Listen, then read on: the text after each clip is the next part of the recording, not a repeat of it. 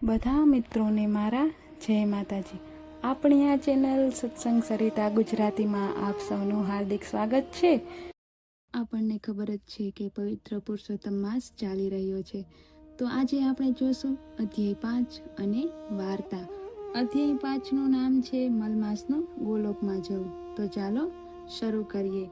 સુત પુરાણી બોલ્યા, હે મુનિ શ્રેષ્ઠો, મલમાસ મૂર્છા પામી ભગવાન વિષ્ણુના ચરણમાં ઢળી પડવાથી તેમને પોતાના વાહન ગરુડજીને આજ્ઞા આપી, જેથી ગરુડજીએ પોતાની પાંખો વડે શીતળ વાયુ નાખવાથી મલમાસ શુદ્ધિમાં આવ્યો.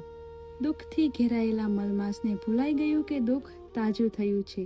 આમાંથી સ્વસ્થ થતા મલમાસે વિનયસર વિષ્ણુ ભગવાનને કહ્યું, આવા જીવન કરતાં તો હું મૃત્યુને વધારે પસંદ કરું છું. આ સાંભળી વિષ્ણુ ભગવાન મલમાસ પાસે જઈ તેના મસ્તક ઉપર હાથ મૂકી અને કહ્યું, આ બધું ભૂલી જઈને તું શાંત થા. મારી પાસે એક સાથે ગોલોકે ચાલ, જ્યાં ભગવાન શ્રી કૃષ્ણ બિરાજે છે. તે શ્યામ વર્ણવાળા, મોરલી ધારણ કરનાર, લાલ કમળ જેવા નેત્રાવાળા, પૂર્ણ ચંદ્રમા જેવું પ્રકાશમાન મુખ, પીળું પિતાંબર ધારણ કરનારા છે.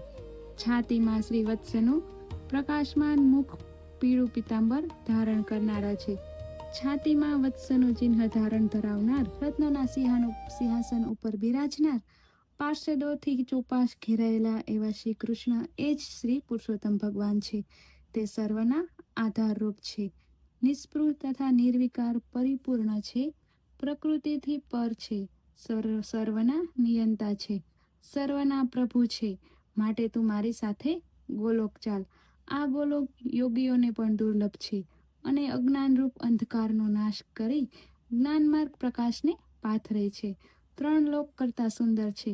આ ગોલોક શાશ્વત સનાતન કાયમ રહેનાર છે અને એની લંબાઈ પહોળાઈ 3 કરોડ યોજનની છે.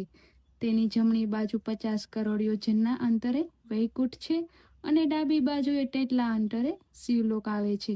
આ બંને પણ અતિ સુંદર છે. હે મલમાસ, આટલું બધું તારી આગળ વિવરણ કરવાનું કારણ એ છે કે હું તારા ઉપર પ્રસન્ન છું. મારે તારું દુઃખ દૂર કરવું છે. તું ગોલોકે જઈશ એટલે આપોઆપ તારા સઘળા દુઃખો નાશ પામશે. આમ કહી શ્રી વિષ્ણુ ભગવાન પોતાના વાહન ગરુડ ઉપર બેસી મલમાસને લઈ ગોલોકે આવી પહોંચ્યા. શ્રી બ્રહ્મ નારદીય પુરાણના પુરુષોત્તમ મહાત્મ્યનો મલમાસનું ગોલોકમાં જવું નામનો 5મો અધ્યાય સંપૂર્ણ. તો મિત્રો, આ વિડીયોમાં આપણે પહેલાં જોયું અધ્યાય 5. હવે આગળ જોશું આપણે વાર્તાનું નામ છે વગર દીકરે વહુ. તો ચાલો શરૂ કરીએ. ત્રંબાવટી નામની નગરીમાં કપિલ શર્મા નામનો બ્રાહ્મણ રહે. તેની પત્નીનું નામ ભક્તિ હતું. બ્રાહ્મણી બંને ઘણા ધર્મિષ્ઠ, સ્નાન કરે, વ્રત ઉપવાસ કરે, બધી વાતે સુખી. પણ એક વાતનું એવું દુઃખ હતું કે બધાય સુખ કડવા થઈ જાય. શેર માટીની ખોટ હતી. એવામાં પવિત્ર પુરુષોત્તમ માસ આવ્યો. સૌની સાથે બ્રાહ્મણીએ પણ વ્રત લીધું. બંને નદી કાંઠે જાય, સ્નાન કરી વાર્તા સાંભળે અને આખો દિવસ પ્રભુ સ્મરણ કરે અને રાતે ભોય પથારીએ સૂઈ જાય. બંનેની ઉંમર થઈ ગયેલી, ઘરમાં કામ કરનાર કોઈ ન મળે.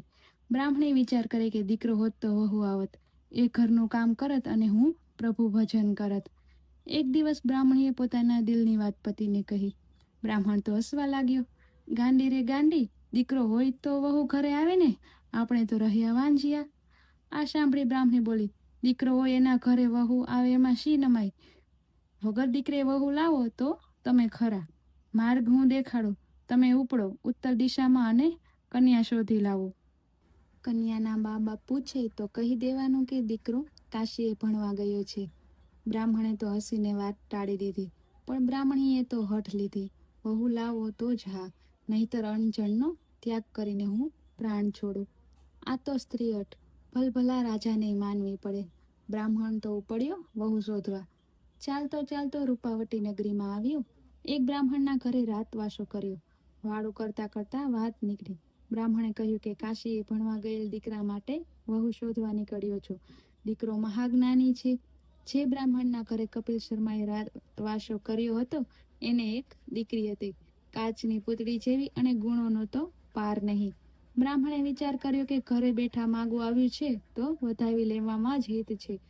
એ બ્રાહ્મણે કપિલ શર્માની વાત કરી. નાજુક નમણી કન્યાને જોઈને કપિલ શર્માના આનંદનો પાર ન રહ્યો. હવે તો પ્રશ્ન ઊભો થયો કે કન્યા કોની સાથે ફેરા ફરે? કપિલ શર્મા એ પણ આનો ઉકેલ શોધી કાઢ્યો. એ બોલ્યો, મારા દીકરાની પોથી મારી પાસે છે. કન્યા 3 ફેરા એની સાથે ફરે અને ચોથો ફેરો જ્યારે તે ભણીને પાછો ફરશે ત્યારે એની સાથે ફરે. કપિલ શર્મા તો પુત્રવધૂને લઈને ઘરે આવ્યો. બ્રાહ્મણી તો અડધી અડધી થઈ ગઈ. પુત્રના લક્ષણ પારણામાં અને વહુના બારણામાં.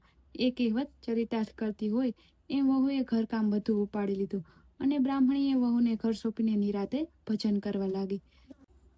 એક દિવસની વાત છે. પાડોશણ તો દેતવા લેવા આવી. બ્રાહ્મણી મંદિરે ગયા હતા. રૂડી રૂપાળી વહુને જોઈને પૂછવા લાગી, બાઈ રે બાઈ, તું કોણ છે? ભૂત છે કે પ્રેત? વંતરી છે કે શાકડી? ચૂડેલ છે કે ડાકણ? ત્યારે વહુ બોલી, હું ચૂડેલ નથી કે ડાકણ નથી, હું તો આ ઘરની વહુ છું. પાડોશણ આ સાંભળી અને કૌતુકથી બોલી, વાંજિયાના ઘરે વહુ આવી? પાડોશણની વાતથી વહુનું કાળજું વિંધાઈ ગયું. એ તો બોર જેવડા આંસુએ રડવા લાગી. બ્રાહ્મણી આવીને જોયું તો વહુ રાતે પાણીએ રૂવે છે. બ્રાહ્મણીએ વાત પૂછી તો વહુએ પાડોશણે મારેલા મહેણાની વાત કરી. આ સાંભળીને બ્રાહ્મણી રોષેથી ભરાઈ. એ તો મુઈ છે જ નખોદણી, કોઈનું સુખ જોઈને વગર લાકડે બળે છે. દીકરા વગરની જગતમાં કોઈ વહુ લાવે એવું સાચું હોય? હું કંઈ ગાંડી ઘેલી છું? મારો દીકરો તો કાશીએ ભણવા ગયો છે. કાલે પાછો આવશે. ત્યાં સુધી તું ખા પી, પહેરે ઓઢે અને લે આ 7 ઓરડાની કૂચી. બધાએ ભરેલા છે. તમારે માણો વૈભવ કરો અને રાજ કરો, પણ વહુ એક 7મો ઓરડો ન ઉઘાડતી. વહુએ તો કૂચીઓ લીધી. બીજે દિવસે બ્રાહ્મણ અને બ્રાહ્મણી નદીએ નાહવા ગઈ. વહુએ એક પછી એક ઓરડો ખોલવા લાગી. પહેલા ઓરડામાં તો મેવા મીઠાઈ, બીજામાં હીરના ચીર, ત્રીજામાં શણગાર ભરેલો અને આમ એક પછી એક 6 ઓરડા ઉઘાડીને જોઈ લીધા. પછી સાસુ ના હોવા છતાં એને 7મો ઓરડો ઉઘાડ્યો. અંદર નજર કરતા જ આંખો અંજાઈ ગઈ. દિવ્ય તેજવાળો યુવાન અંજવાડે પોથી વાંચી રહ્યો છે. વહુ પર નજર પડતા જ બોલ્યો, ઉઘાડિયા એવા જ બંધ કરી દો આ દ્વાર. મારા મા બાપનું વ્રત તૂટશે, વેદનો પાઠ અધૂરો રહેશે. તમે પોથી સાથે 3 ફેરા ફર્યા છો એ હું જાણું છું. વ્રત પૂર્ણ થયા પછી ચોથો ફેરો ફરીશ. વહુની આંખમાં હર્ષના આંસુ આવી ગયા. એણે તરત દ્વાર બંધ કર્યા. આ 7મા ઓરડાની વાત સાસુને ન કરી. વ્રત પૂર્ણ થતાં વહુએ સાસુને કહ્યું, માજી, હવે તમારા દીકરાને બોલાવો અને ચોથો ફેરો ફરીએ. સાસુ સસરાને તો પરસેવો વળી ગયો. દીકરો લાવવો ક્યાંથી? પણ બહાનું ન દેખાડાય. આબરૂની બીકે બ્રાહ્મણીએ વક ખોળવાનો વિચાર કરવા લાગ્યા. ત્યાં જ વહુ બોલી, એમાં વિચાર શું કરવાનો? લો, હું તમારા દીકરાને બોલાવી લાવું છું. સાસુ સસરા તો આભા થઈ ગયા. વહુએ 7મો ઓરડો ઉઘાડીને સાથ દીધો. તરત જ એ દિવ્ય પુરુષ બહાર આવ્યો. બ્રાહ્મણીની હાલત જોઈને સપનું સાચું થતું હોય એવી લાગી. તરત એ દિવ્ય પુરુષ બહાર આવ્યો. બ્રાહ્મણીની હાલત તો સપનું જોતા હોય એવી થઈ ગઈ. સ્વયં પૂર્ણ પુરુષોત્તમ પ્રભુ ભક્તની લાજ રાખવા પધાર્યા હતા. પ્રભુએ ચોથો ફેરો પૂર્ણ કરી માતા પિતાના આશીર્વાદ માગ્યા ત્યારે બ્રાહ્મણીની આંખો વરસી પડી. ભક્તની ભીડ ભાંગતા સુધરે સૌ કાજ. ત્રિભુવનના નાથ છે રાજવનાએ રાજ. ગજને છોડાવવા ગરુડે થયા સવાર. પુરુષોત્તમ પ્રભુ રાખે સદાય જાતિ લાજ.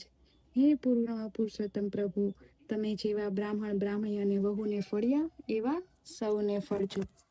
તો મિત્રો, આજના વિડીયોમાં આપણે અધ્યાય 5 અને વાર્તા જોઈ. જો તમને ગમ્યો હોય તો લાઈક, શેર અને સબસ્ક્રાઈબ કરવાનું ભૂલતા નહીં. રોજ અવનવા વિડીયો આપણી ચેનલમાં આવતા રહેશે. કમેન્ટમાં જય શ્રી કૃષ્ણ લખવાનું ભૂલતા નહીં. મળીએ આવતા વિડીયોમાં. બધાને જય માતાજી.